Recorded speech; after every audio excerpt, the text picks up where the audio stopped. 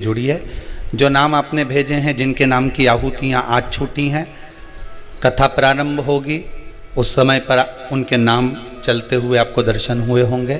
कथा विराम होगी, फिर 5-10 मिनट पहले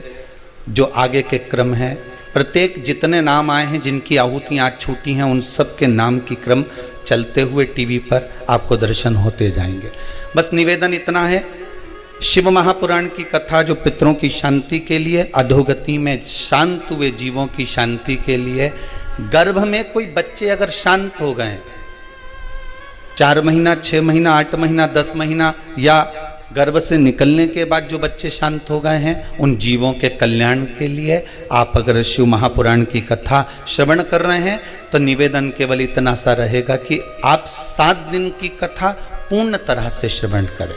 किसी को कथा का प्रसाद अगर बांटना है तो हम तो आपसे इतना ही कहेंगे कि जो लिंक आपके पास में आ रही है या जो कथा आप सुन रहे हैं, अपने रिश्तेदारों को भी फ़ोन कर कर बोल दें कि 1 बजे से 4 बजे तक शिव महापुराण की कथा कुबेरेश्वर धाम से जीवों के कल्याण हेतु चल रही है। और एक निवेदन और,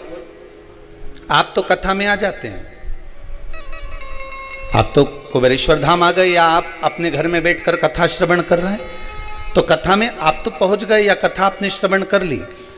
पर आपका चित्त कथा में लगा ना लगा। आपने शिव महापुराण की कथा श्रवण करने के लिए बैठ तो गए, टीवी के सामने भी आप बैठ गए, कथा सुनने के लिए, ऑनलाइन कथा श्रवण करने के लिए बैठ भी गए, पर आपका चित्त, आपका मन, आपकी बुद्धि, आपका विचार शंकर से जुड़ा कि नहीं जुड़ा, शिव महापुराण से जुड़ा कि नहीं जुड़ा, ये तो हमको नहीं मालूम। पर इतना जरूर मालूम है कि जिन जिन के घर में इस शिव महापुराण की कथा को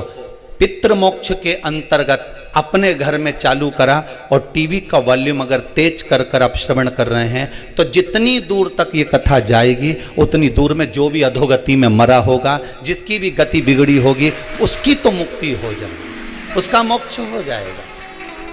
हमें ये नहीं मालूम कि आप सुन रहे हैं सही से कि नहीं सुन रहे। आप थोड़ी देर सुने, उठकर चले गए, फिर आए, फिर बैठ गए, या सोफे पे बैठे हो, पांव लंबे कर लिए, पलंग पर लेटे हो, आराम से श्रवण कर रहे हो। जिस भाव से श्रवण करो, कुर्सी पर बैठकर कथा श्रवण करो, अपने अपने घरों में जिस भाव से आप कथा सुन रहे हो, बस इतना सा निवेदन है। जैसे सुबह सुबह आरती लोग मंदिर में करते हैं तो चोंगा चला देते हैं, माइक चला देते हैं। क्यों चला देते हैं? कि उतने जितने भी लोग हैं उसको श्रवण हो जाए, वो आरती का संचार हो जाए। पर शिव महापुराण की कथा इस पितृ पक्ष में अगर आपकी दुकान पर, आपके घर में, आपकी कॉलोनी में चल रही है, तो वॉल्यूम थोड़ा तेज कर कर संपूर्ण जितने भी इस कोरोना महामारी में शांत हुए हो या